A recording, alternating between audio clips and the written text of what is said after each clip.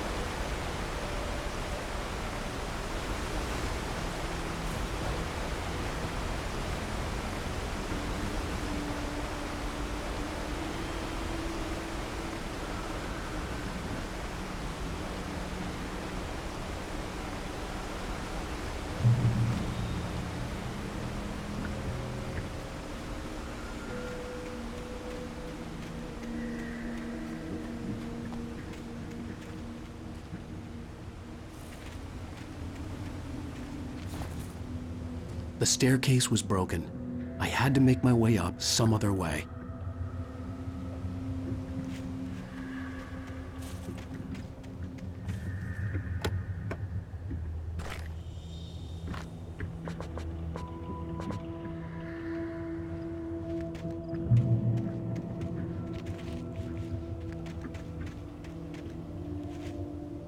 There was no power. There was bound to be a generator somewhere at the logging site.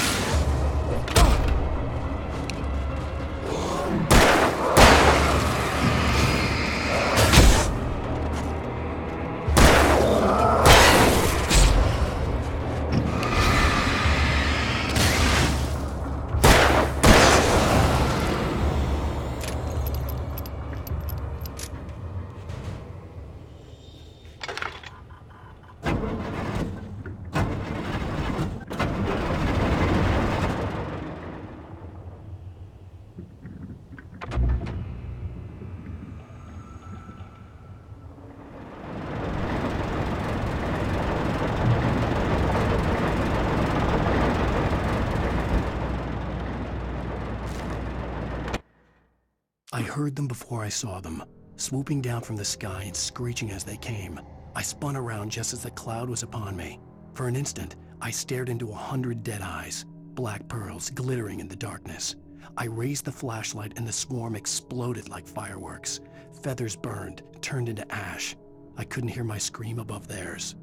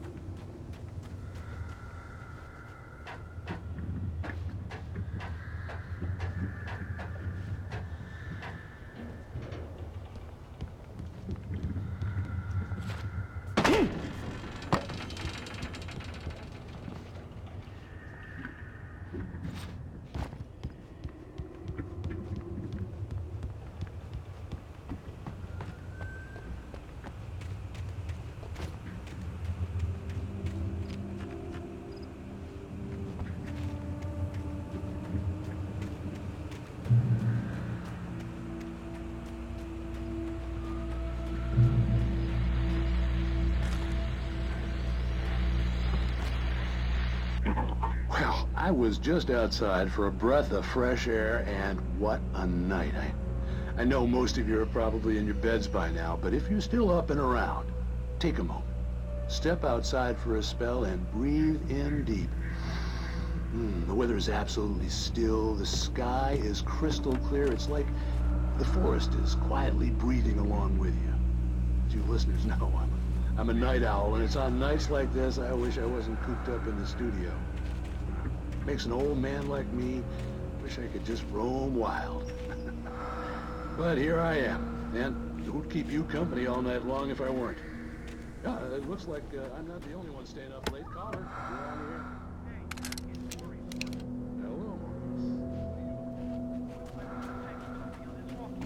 Hello. Oh, isn't it beautiful out there? Sure, but Pat, the reason I called is that Toby heard something rustling in the undergrowth and took off after it, and I couldn't find it. Probably a rabbit. Sure. Toby loves rabbits. Well, sure. Anyway, I figured that, if anyone runs into Toby, they can grab him. My number's on his collar. And Toby's a friend with him?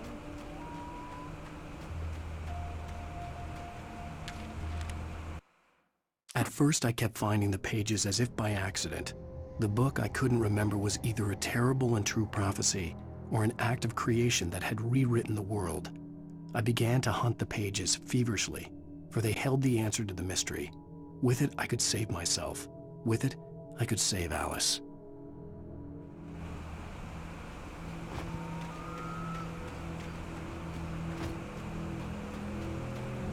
The gas station was closer now, its light welcoming in the darkness. Paul makes the best dogs in the state. Belly Burster is the best with no contest. Monster Dog is second best. The famous dog is...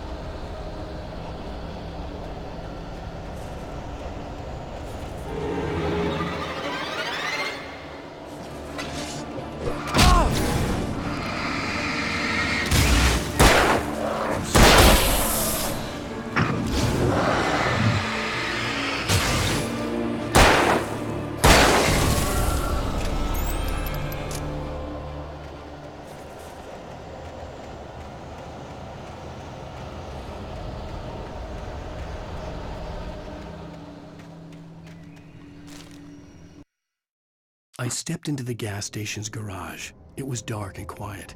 The place was a mess. It looked like someone trashed the place or that there'd been some kind of fight. Light spilled into the room through an open door at the back, and I made my way toward it. Without any warning, I was blinded by a bright light. An old portable TV on the shelf had come alive by itself. Impossibly, I could see myself on the screen, talking like a madman.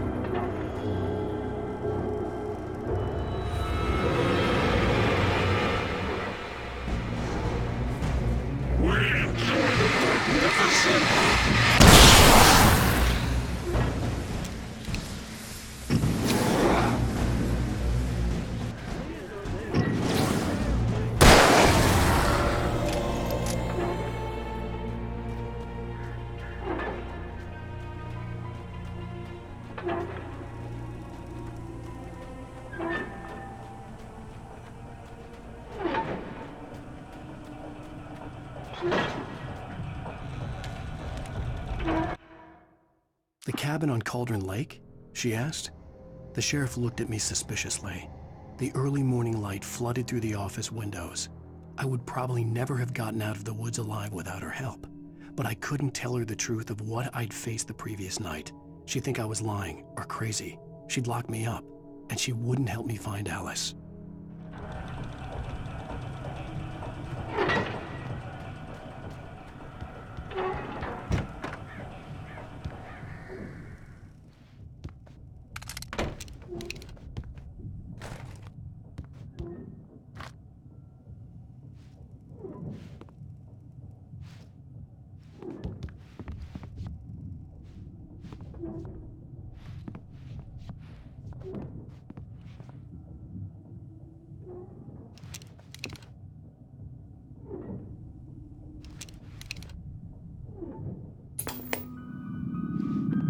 Science.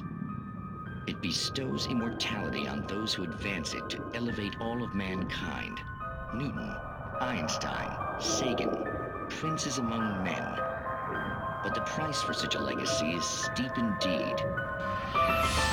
In Night Springs. Tonight's episode, a quantum suicide. If our lives are already written, it would take a courageous man to change the script. Having called a press conference, Dr. Barclay Colvin is about to demonstrate that very courage. Ladies and gentlemen of the press, I am Dr. Barclay Colvin, and I'm glad so many of you could join me here at the Moorcock Institute. Tonight, I'm going to give a practical demonstration of the many worlds interpretation. As you can see, this is a loaded 9mm pistol. It shall be part of a thought experiment. And now, a real experiment, known as a quantum suicide. Did he say suicide? Is that a real gun? He's kidding, right? Please, stay calm. There is no risk. Observe what occurs when I place the weapon against my own forehead. Now, you might think this round is merely a dud. Not so. Observe the flower pot. And yet, I myself cannot be harmed with this gun.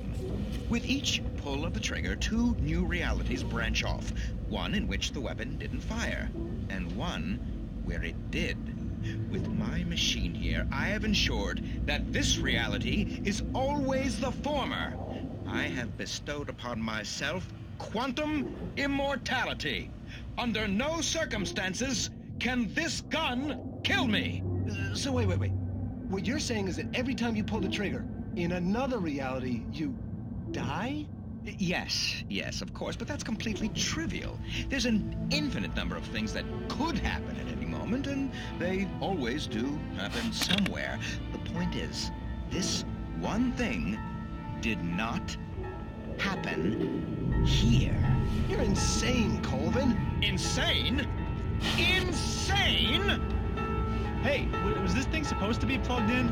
I stumbled on it. You fools!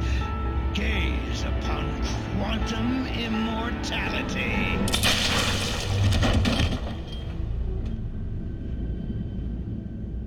Poor Dr. Colvin, felled by his own hubris or the ignorance of the masses.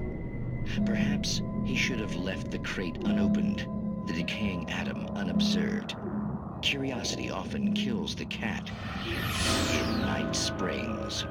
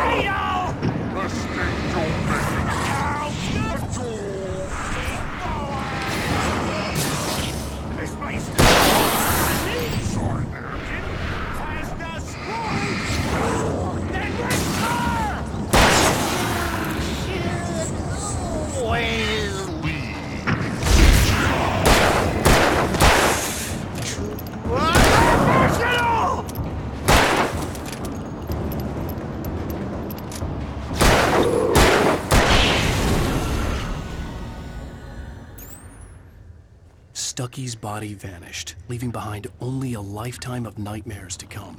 Assuming I'd reached the lights at the gas station alive,